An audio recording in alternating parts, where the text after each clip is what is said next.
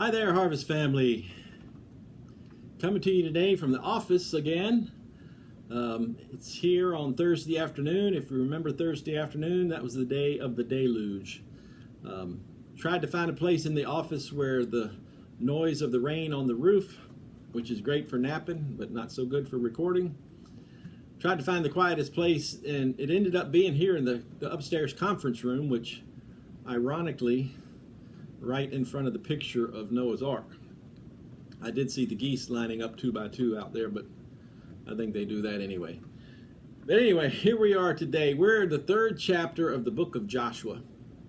And God's word records how the Israelites were camped there by the Jordan River, and they were ready to enter the promised land. They were ready to, after 40 years in the desert, they were ready to go in and take possession of that land of promise that God had in fact promised to them.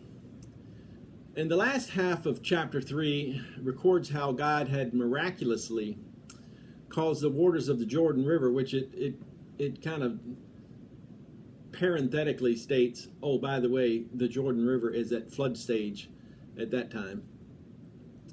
But anyway, God caused the waters of the Jordan River to, as it says, pile up in a heap way upstream so that the Israelites could actually cross the Jordan River on dry land.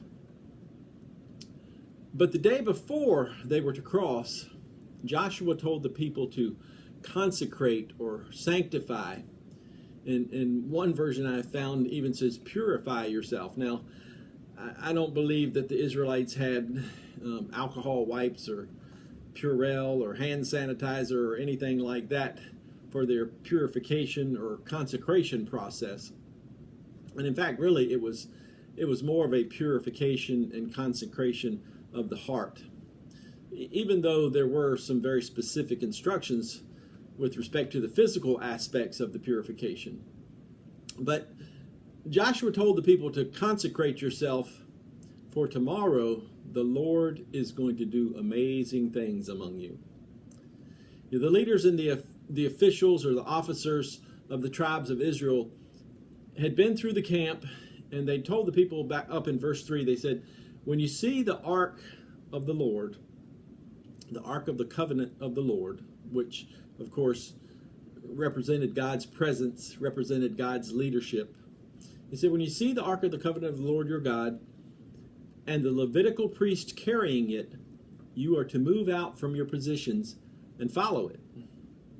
And then if you'll read on, you'll see there's actually some social distancing that is required there with that. But I especially like the next verse. It says, then you will know which way to go, since you've never been this way before. Boy, that's one we've been hearing a lot here lately with respect to the coronavirus situation. You know, we've never been here before. We've never been this way before. And we haven't. And even as we move forward in the days and weeks ahead, it will, in a sense, be to a place that we've never been before. As we try to imagine what our first worship service will look like after some of the restrictions have been lifted or at least eased, and just what is that going to look like? The truth is, we've never been that way before. We're already making plans. We're already putting together some strategies and incorporating some of the so-called new norms into our process of what it's going to look like. But there's still a lot that we just don't know. There's still just a lot of unknown at this time. The Israelites were instructed to follow the priests, to follow their leaders, to follow the officials. And I believe it's important as citizens that we try to follow the guidelines that have been put in place by our government officials. But, and more importantly, the Israelites were also instructed to consecrate themselves to the Lord and ultimately follow Him, ultimately place their trust in the Lord. This is a song I wrote a few years back when Pastor Randy was actually preaching from the 3rd chapter of Joshua. But I think the message found in this song is is applicable for today as well. As we ultimately, we're going to have to consecrate ourselves. We're going to have to trust God for the way forward, whatever that may look like, because we've never been this way before. He has. So we're going to have to trust Him as we consecrate ourselves to Him.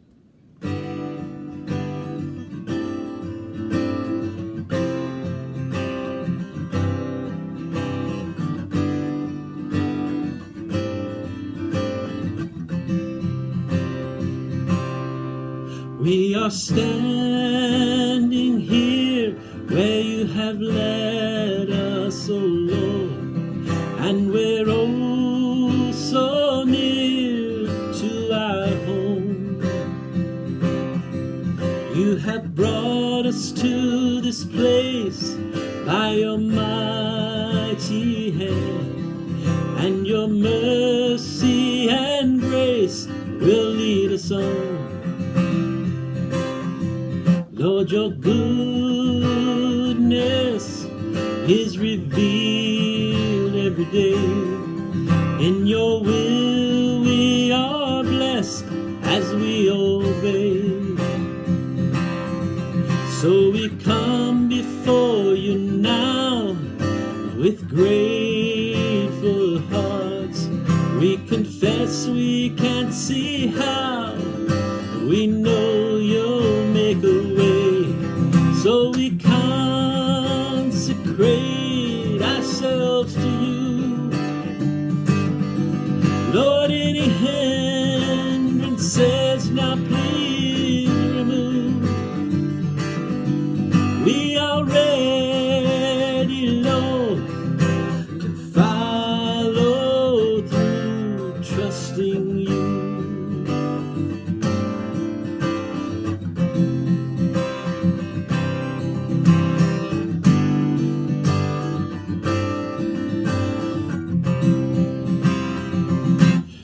You've proved your faithfulness, oh Lord, over and over, and your awesome deeds we live to tell. Your saints are gathered at this river that we must cross over, for your perfect will shall prevail. So we consecrate ourselves to you. Lord, any hindrances now please remove. We are ready, Lord, to follow through, trusting you to see us through. Trusting you, you are faithful and true. We're trusting you. It's all we can do. We're trusting you.